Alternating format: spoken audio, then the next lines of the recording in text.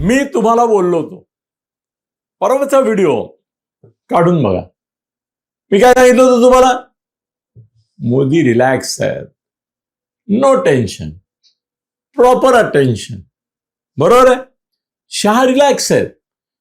त्या दोघांना काय काय घडतं आहे, काय काय घडणार आहे आणि काय काय घडवायचंय ह्याची पूर्ण कल्पना होती, प्लॅनिंग होतं आणि त्यांना जे जसं हवं तसं ते घडवून आणत होते.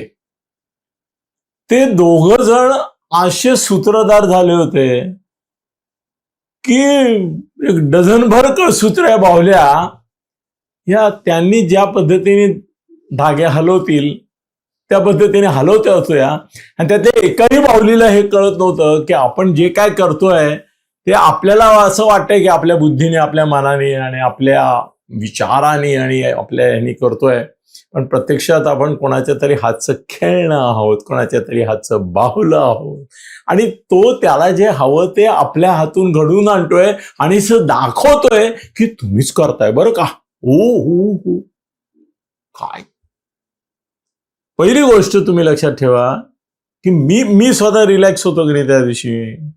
बाकी सगळे तुमचे TRP आणि सर्क्युलेशनवाला मीडिया जो आहे तो कसा तुम्हालाही टेन्स करत होता, तुम्हालाही घाबरवून टाकत होता, तुम्हालाही असं दाखवत होता आता या देशामध्ये ते बांगलादेशमध्ये जसं अराजक झालं तसं अराजक होत आहे, इकडे हे होत आहे, तिकडे आता काय विचारूच नका. आता देश गेला, खाईत गेला. आता आणीबाणीचीच परिस्थिती निर्माण झाली. मोदी तर गेल्यात जमाय, शहा काय संपल्यात जमायत, धर्मेंद्र राजीनाम्याशिवाय ऐकत नाही असं दाखवत होते.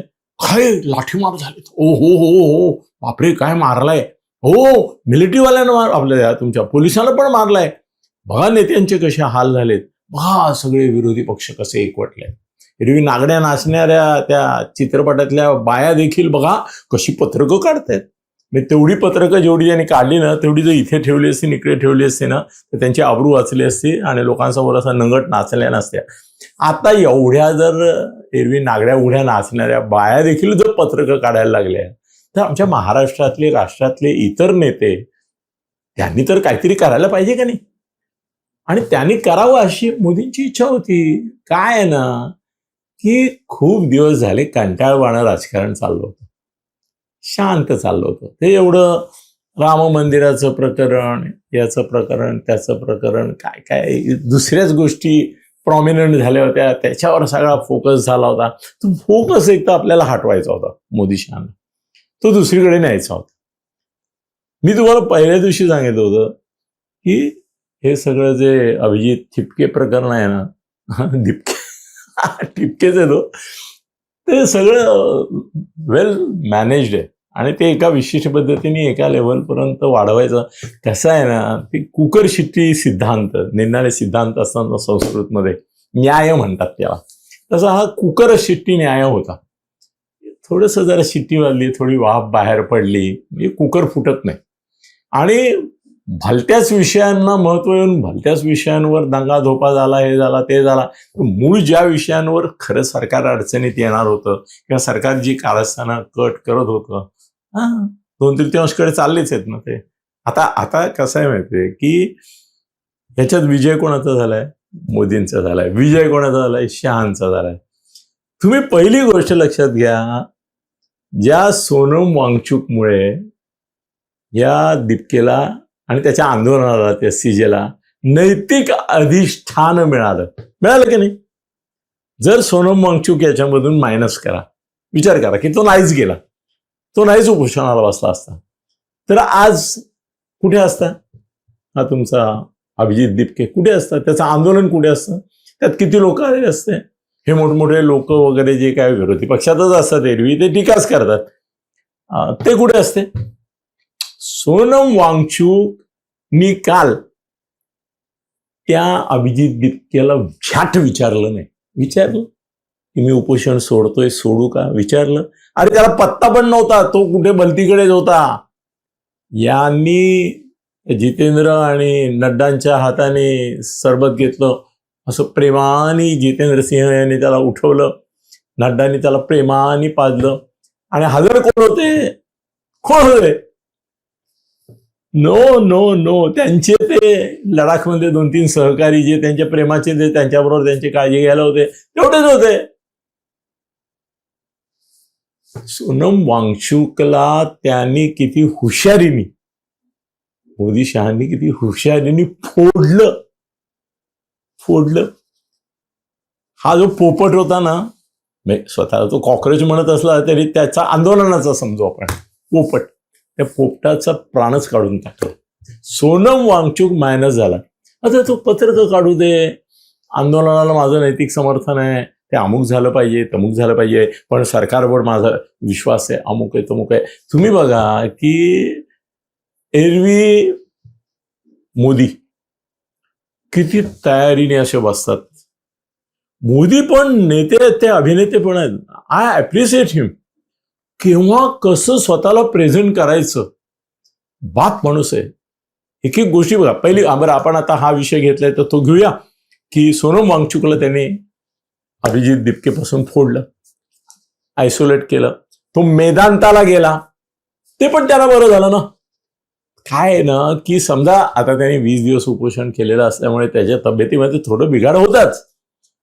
जर तो बिघाड अचानक फिसकटला असता आणि काहीतरी अनावस्था प्रसंग घडला असता तर सरकारी सफदरजंग इस्पितळात जर काही त्याचं झालं असतं तर जबाबदारी सरकारवर आली असती आणि सरकारने मारलं त्याला असा आरोप झाला असता.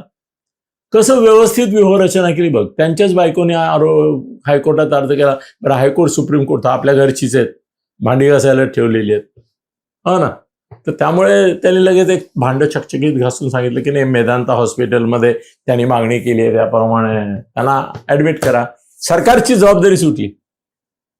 काय पेपरवाले कसं करतात बघा. सरकारला आदेश, सफदरजंग मधून त्या हलवा आणि मेदांताला त्यांच्या चॉईस प्रमाणे पाठवा. आणि सरकारला तेच पाहिजे होतं. प्रत्येक गोष्ट सरकारला पाहिजे तीच सरकारला हे करतायत. हायकोर्टाने आधी काय सांगितलं, काळजी घ्या. सरकारने काळजी घ्यायला सांगितल्यावर त्यांनी त्याला उचलला, पांढऱ्या चादरींचा आडोसा केला. मी आतापर्यंत असं पांढऱ्या चादरींचा आडोसा करून लोकलमध्ये, एसटी मध्ये, रस्त्यावर, कुठे ऑड ठिकाणी बाळंतिणीची एक हे काळजी घेतलेली लोकांनी किंवा बाळणपण केलेलं ऐकलं होतं. हे पहिलं बाळणपण मी असं पाहिलं राजकीय नेत्याचं की ज्याच्यामध्ये उपोषण सोडण्याकरता चारी बाजूनी पांढरी चादरे धरून त्याला उचलून द्यायला लोकांनी. त्या तथाकथित पोलिसांनीच नेलं, ते ह्याच्या वॉर्डबॉयच्या ह्याच्या वेशात आलेले होते. बरं, आदेश सरकारला कोणाही दिला? हायकोर्टाने सोय कोणाची केली? वांगचुकची पंचायत झाली होती की तो उठून जाऊ शकत नाही, तो मागे घेऊ शकत नाही. त्याला दिलेली भूमिका तो बजावत होता, ती त्याला पुढे नेणं भाग होतं झक मारत. त्यालाही सुटका हवी होती, त्यालाही पळवाट हवी होती, सरकारला तर हवी होती. आणि सरकारने व्यवस्था केली. जे आपल्या माध्यमातून करता येत नाही ते सरकार, मोदी शहा हायकोर्टाच्या, सुप्रीम कोर्टाच्या माध्यमातून करतात. ते अजून अक्कल आली नाही का विरोधकांना? ते निर्णय पक्षांचे निर्णय अनिर्णित आहेत, तर ते तुम्हाला त्याच्यावरून अक्कल येत नाही का की हायकोर्ट, सुप्रीम कोर्ट जे आहे ते सरकारला हवं तसेच निर्णय देत आहे आणि देणार. आणि ते का देऊ नये? तुमच्याही काळात त्यांनी तेच केलंय, काँग्रेसच्या काळात ते केलंच आहे ना. आता सगळं करतायत. Order it is. Sonam Wangchuk, Abhijit, आता सोनम वांगचुक जर गेले ना तिकडे पुढे जंतर मंतरवर, तर कुत्री जशी भुंकतात आणि चावायला धावतात तसे अभिजित दिपकेचे सहकारी तिथले किंवा ते जे काय जमलेली पोरं असतील ना, ती त्या वांगचुकला दगड मारतील, शिव्या घालतील. त्याला पोलिसांचं कडक करून वाचवावं लागेल. तो जाईल परत तिथे जंतर मंतरला? नाही जाणार आणि जाऊही नाही त्यांनी. मुळामध्ये असं आहे की आता मी त्यावेळेला व्हिडिओ करतोय त्यावेळेला सकाळचे 11:30 वाजलेले. थोड्या वेळाने यांचे पण वाटाघाटी होणार आहेत. त्याच्यामध्ये काय होणार आहे ते त्याच्याबद्दल मी दुसरा व्हिडिओ दुपारी 2 नंतर करणार आहे, ते सगळं झाल्यावर. पण आता तुम्हाला मी सांगतो की वांगचुकला दिपकेपासून फोडलं त्यांनी. दिपकेला फाट्यावर मारून भिरकावून देऊन त्याला न सांगता परस्पर ते. बरं, गंमत अशी की ज्या सरकारविरुद्ध याचा लढा त्यांच्याच हाताने सरबत घेतलं. आता मोदी शाह सुद्धा आले असत्या, समजा वांगचुकने सांगितलंच की जरा प्लीज मोदी साहेबांना सांगा की त्यांनी माझा मान ठेवावा, ते पण केलं असतं. गरज नव्हती आणि त्याची हिंमत नव्हती. त्याने नड्डा आणि त्या जितेंद्र सिंहच्या हातून घेऊन सोडलं. यांना बोलवलं पण नाही कोणाला, त्यांनी पाठिंबा दिला त्यांच्यापैकी कोणाला बोलवलं नाही. खरं सांगायचं ना तर त्याने विश्वासघात केला. आधी त्या अभिजित दिपकेने पण एकदा विश्वासघात केलाय, पण कसं आहे ना, आता मीडिया सॉफ्ट आहे ना त्याच्याबद्दल, म्हणून काय बोलला नाही. त्यांनी मी वांगचुक यांच्या जागी उपोषण करतोय अशी घोषणा केली, उपोषणाला बसला. त्याला 24 तासात लक्षात आलं की आपल्याला ते काय बर्गर पिझ्झा खाल्ल्याशिवाय जमत नाहीये, उपोषण बिपोषण आपल्याकरता नाहीये. 24 तासात कुणाला सांगितलं नाही, काय नाही काय नाही काय नाही, उपोषण सोडून दिलं. दुसऱ्या कोणी असं उपोषण सोडलं असतं ना, मीडियाने त्याची ठासून मारली असती. आली असते की नाही? मारली का नाही मारली? का नाही मारली? सांभाळून घ्यायचा होता ना त्यांनाही, त्याने सांभाळून घ्यायचा होता. त्याने 24 तासात कुणाला विचारलं नाही, काय नाही घोषणा करून टाकली आणि 24 तासानं तो सोडून पण दिलं. ते पण एकाही सहकार्याला माहिती आहे. एक सहकार्याने बर्गर खाल्लं हॉटेलमध्ये जाऊन, भूक लागली म्हणून त्या विजेतानं त्याला पक्षातून काढून ह्याच्यातूनच काढून टाकलं. प्रवक्ते पदावरून नाही, पक्षातूनच काढून टाकलं. कसला तू काय पक्ष रजिस्टर केलाय का? हा, तो म्हणत आहे. मुळामध्ये वांगचुक आणि दिपके ही जोडी फुटणं हे महत्वाचं होतं. ते साध्य झालं. परत ते साध्यही होताना ऍक्च्युली असं आहे की आता असं बोलून त्या बिचाऱ्या वांगचुक आता आलाय ना भाजपकडे, आलाय ना मोदी शहांकडे, आलाय ना त्यांना शरण, आता घातली ना त्यांनी शेपटी, तर मग त्यांनी शेपटी घातली होती, ती शेपटी पिरगळून परत उगारायची गरज नाही. घातली ना शेपटी, दिसला आता त्याने ज्या 3 अटी काल घातल्या त्यात आरोग्य मंत्री आपल्या तुझ्या शिक्षण मंत्री धर्मेंद्रचा राजीनाम्याची मुद्दाच नाहीये. आहे का? नाही. शिक्षण स्थिती बदला, यांच्यावर खटले भरू नका, भरले असतील तर मागे घ्या. हा बरोबर, म्हणजे त्याच्या अटींमध्ये आलं कुठे? आणि इन द लॉंग रन अमुक करा तमुक करा, कॉम्पन्सेशन द्या. कॉम्पन्सेशन सरकार देणारच आहे.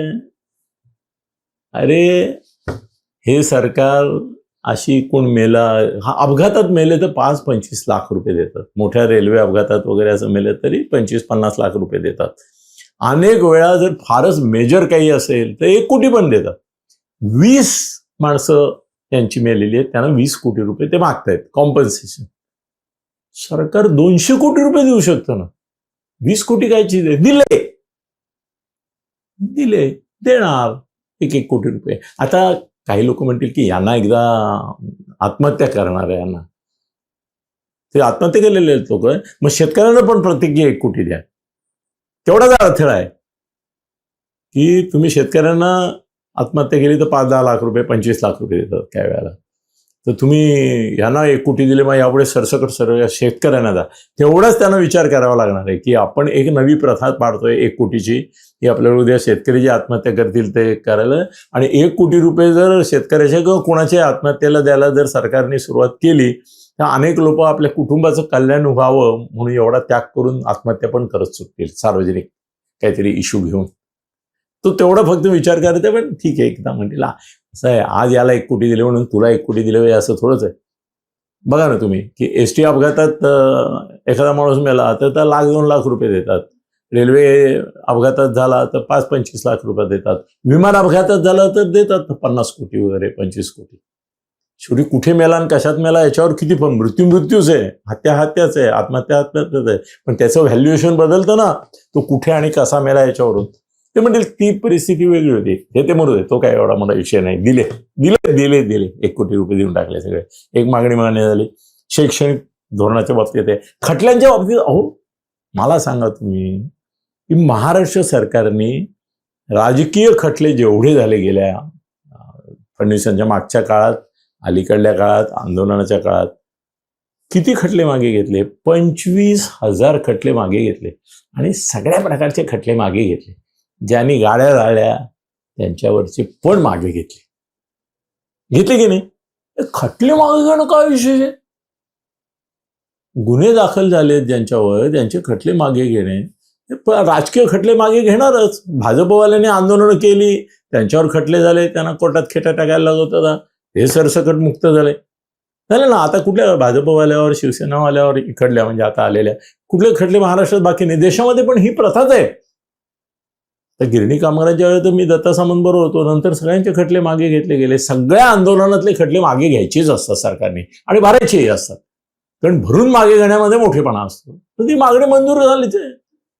मी पण म्हणतो ना, झाली मंजूर, चला काय खटले भरायचे नाही, ठीक आहे, नाही भरणार. ज्यांनी गाड्या फोडत त्याच्यात कसं आहे ना, कोणी कोणाची हत्या नाही केलेली, पोलिसांवर सुद्धा कारवाई करा, ठीक आहे, बदल्या करतील, काही ना तात्पुरतं निलंबित करतील. निलंबित केलं तरी अर्धा पगार त्यांचा चालू राहतो, हे माहिती आहे ना तुम्हाला. निलंबित केलेल्यांचा अर्धा पगार चालू राहतो आणि 6 महिन्यात जर त्याचा काही पुढे निकाल लागला नाही तर पूर्ण पगारावर दुसऱ्या ठिकाणी ते जॉईन होतात. सरकार करता एवढा त्याग केला तर सरकार त्यांची पण काळजी घेईल, चांगली प्राईम पोस्टिंग देतील.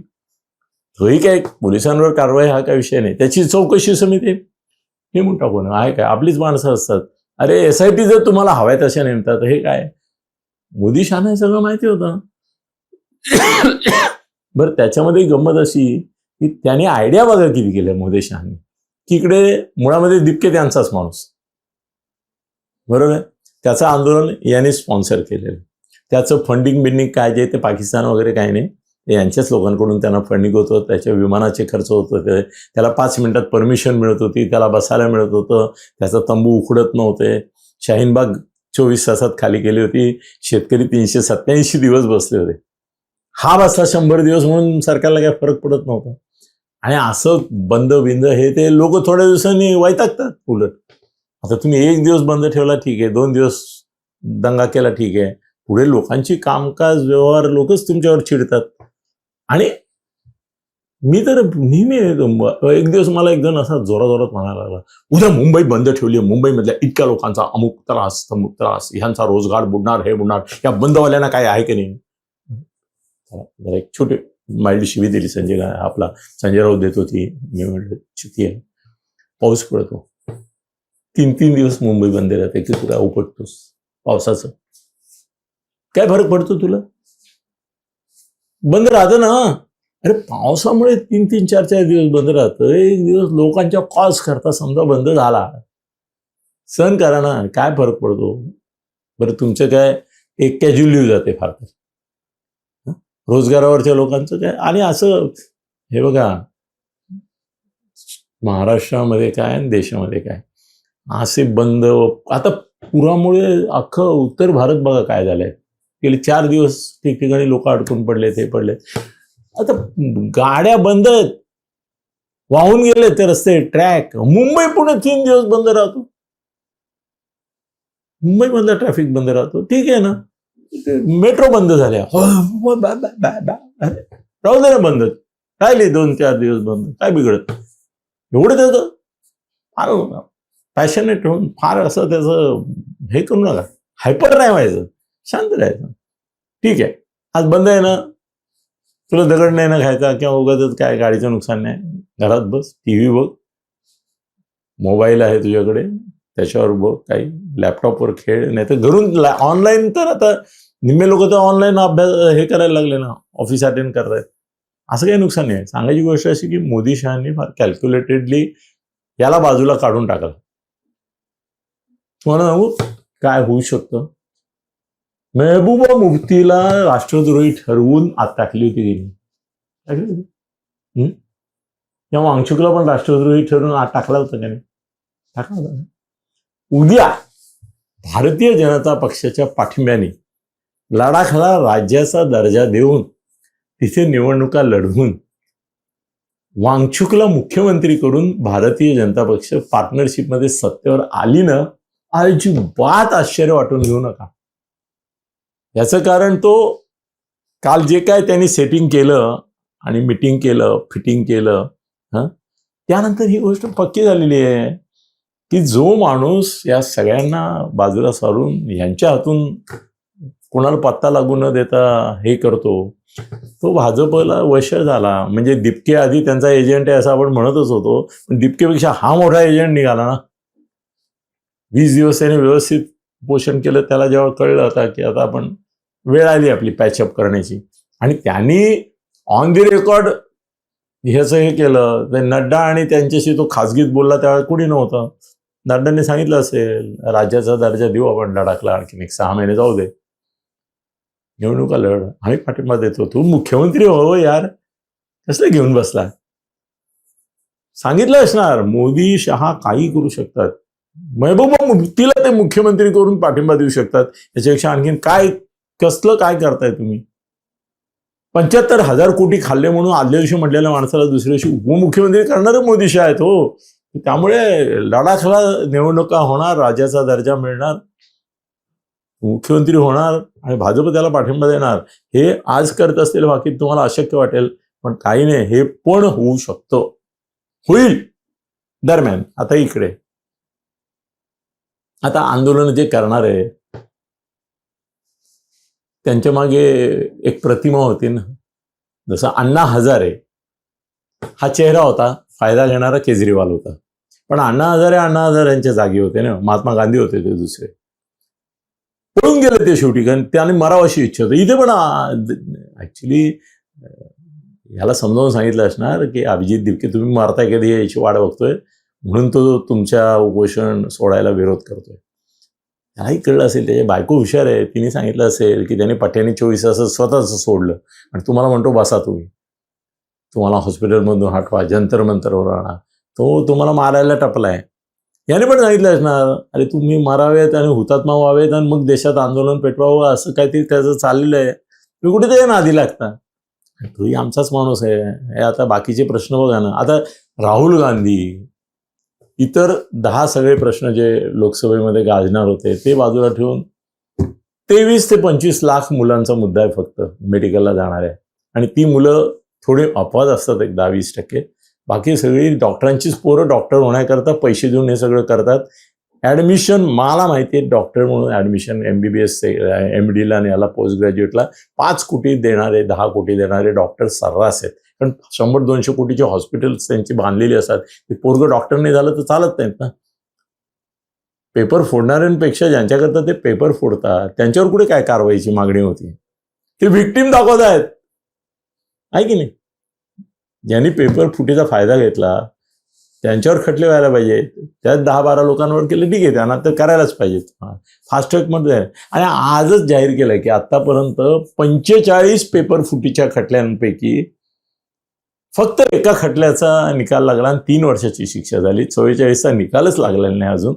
याचंही ते होईल, फास्टॅग वगैरे सगळं करू द्या. फास्टॅगचे निकालही 5-5 वर्ष 10-10 वर्ष लागत नाहीत आणि जामीन मिळून. अरे त्या पेपर फुटीचा एक माणूस आहे, तो 5 वेळा पेपर फुटी करताना पकडला आणि तो आमदार आहे.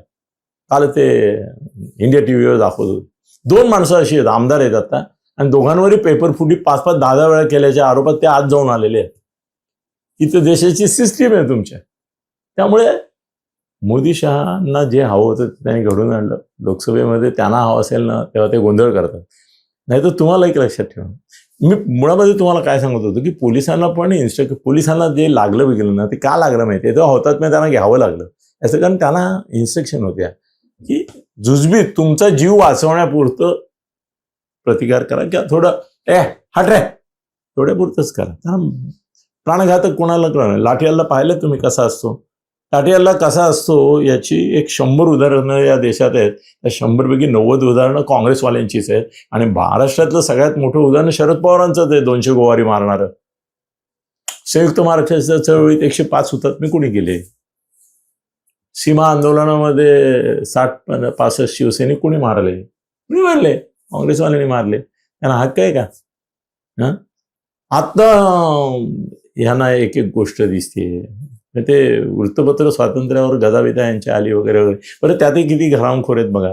एरवी प्रेसवाल्याला असं शर्टाला धरलं कोणीतरी काही केलं पब्लिकमधल्या तरी त्याच्यावर हेच सगळे लोक आरडाओरडा करतात. पण वेगवेगळ्या चॅनलच्या लोकांना त्या कॉक्रोचनी मारलं, बेदम हे केलं. एका तरी प्रेस संघटनेने आवाज उठवला का? पत्रकारांनी सामूहिक आवाज. अरे त्या ज्या चॅनलच्या लोकांना मारलं त्या चॅनलनी देखील ज्या पद्धतीने त्याच्यावर हे करायला पाहिजे रणकंदन, त्यांनी शिष्टमंडळ घेऊन खरं अमित शहाकडे जाऊन कारवाईची मागणी करायला पाहिजे की पत्रकारांना मारलं ते त्यांची ड्युटी बजावत असताना, आणि कसं ते पोलिसांना मारलं तसंच त्यांना मारलंय. कुठे निषेध केला? नाही केला ना. What ever it is. इकडे येऊया परत. आता पुढे काय होईल असं तुम्हाला वाटतं? याचं उत्तर आता दुपारनंतर कळेल. पण मला असं वाटतं की या आंदोलनातली हवा गेली. वराती मागून घोडा आणि गावा मागून येडं, तसं आता जे आंदोलनाला येणार आहेत ना, आता त्यांचे नाव घेऊन बिचाऱ्यांना मी नर्वस करू इच्छित नाही, पण आता वांगचुकने आंदोलन मागे घेतलं, सरकारचा विजय झाला. लोकसभेमध्ये ते चर्चा घडून, बरं लोकसभेमध्ये एक लक्षात ठेवा, हे जे लोकसभेचे अध्यक्ष आणि तिकडे वरती हे असतात ना, राज्यसभेचे पण प्रमुख, ते त्यांना हवं तेवढ्या वेळ गडबड करू देतात. त्यांनाही 4-5 वेळा ती स्थगित करायची असते, मग नंतर ती पूर्ण दिवसाभरासाठी स्थगित करायची असते. बघा ना कसं असं नम्र हसत असं करतात. बैठो आप बैठिए सुन तो लीजिए, असं करतात. आणि जेव्हा त्यांना काढायचं असतं तेव्हा येतात ही 25 नावं काय अधिवेशनाकरता अधिवेशनाच्या काळात स्थगित करतात की नाही. ऑपोजिशनला बाहेर काढू शकतात, ते त्यांचा गोंगाट थांबवू शकतात. त्यांना एक गोंधळ हवाय सरकारला. मोदीशांना गोंधळ पण हवाय लोकसभेत. रोजच्या रोज स्थगित व्हायला पाहिजे. महत्वाचे बरं, आता विधेयकं आपल्याला मांडायचीच नाही आहेत काही. आताची सिच्युएशन अशी आहे की या सिच्युएशनमध्ये आता फोडाफोडी पण आपल्याला महिनाभर स्टे दिलाय मोदीशाने आपल्या कृतीला स्टे दिलाय. एवढ्यात काय आवक जावक नको, आपल्याकडे झालंय. आता आहेत त्यांची जरा व्यवस्था लावूया आपण जो गोडाऊन भरलाय, आपलं शोरूम पण भरले, ते त्या जरा व्यवस्था लावून मग आणखीन जागा करू. पोती जरा हलवून जागा झाली की आणून मग 2/3 पुढल्या अधिवेशनात बघू ना. महत्वाचं विधेयक आणून परत वादळ करायचंच नाही आपल्याला. आता फक्त आपलं मागचं पाप पचवायचं आहे. नवं पाप करायला परत नंतर मोकळं होत ना. एकदा गंगा स्नान केलं ना की मागची सगळी पापं धुतली जातात. मग पुढल्या वर्षी येऊन परत गंगा स्नान करू, मधल्या काळात पापं करू. मोदीशाह मस्तपैकी जिंकलेले, त्यांना जे हवं ते घडलंय. संसद स्थगित होती म्हणून काय काळजीबिळजी करू नका. ती मोदीशाहनंच स्थगित व्हायला पाहिजे रोजच्या रोज. त्याला स्थगित म्हणतात त्या काय म्हणतात तहकूब, ते त्यांना हवं तसंच होत आहे. राहुल गांधी तिकडे जे काय रोज नाटकं करतोय, तमाशे करतोय, ती व्हायलाच पाहिजे. तो राज ठाकरे, उद्धव ठाकरे यांना उद्योग नव्हता. सुशिक्षित बेकार असतात तसे ते बेकार राजकारणी झाले होते. त्यांना आज कार्यक्रम दिला ना यार मोदीशांनी. काहीतरी त्यांची मुलं आता कुठे अस्तंगत होत चालली होती, बिचारे मावळत चालली होती. उदयाच्या दिवस उशकाला होता अंधकार झाला, तसं व्हायला लागलं होतं. ते पण बरे ना, ते दिसायला लागले तुम्हाला. सगळ्यांना कामधामं मिळाली, विरोधी पक्षांना मिळाली, सत्तारूढांना तर मिळाली. काय नाही, आमचं कसं चाललंय? आमचं मस्त चाललंय. मोदीशाहांना हवं ते घडलंय. आता दुपारी यांच्याच तिथून आणखीन काय होतं ते बघू. पब्लिक राहील बोंबलत, हा सगळा हवा निघून जाईल आणि मोदीशाहांना जे हवं आहे ते फक्त या अधिवेशनाची पुढल्या अधिवेशनात घडेल. 3 वर्षात अजून निवडणुकीला 3 वर्षात 300 गोष्टी मोदी घडवून आणतील अशा की ज्यामुळे निवडणुकीच्या वेळेला तुम्हाला हिंदू मुसलमान दंगे झालेले दिसतील देशामध्ये, हिंदुत्वाच्या मुद्द्यावर ध्रुवीकरण झालेलं दिसेल.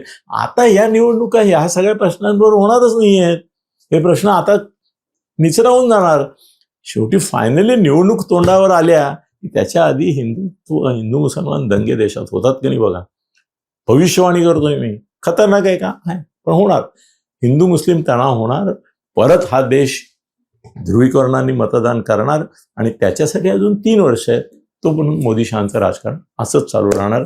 अजून खूप काही घडणार आहे, बिघडणार आहे आणि ते मोदीच घडवणार आहेत. त्यांना हवं तसं. लक्षात ठेवा, रिलॅक्स. तुम्ही तुमचं जीवन व्यवस्थित जगा. इकडे तिकडे जाऊन मार खाऊ नका आणि काही कुंथत बसू नका की काय बंद पडलं आणि काय हे झालं. काही नाही. हा देश असा आहे, जगभर युद्ध चालले आहेत. आपल्या इथे युद्ध तर नाही चाललं ना. एवढी अशांतता पण सहन केली पाहिजे ना. थोडा कलह, थोडा संघर्ष पाहिजे ना. मसाला आहे हा. चला चालू द्या. I am relax, you also relax. धन्यवाद.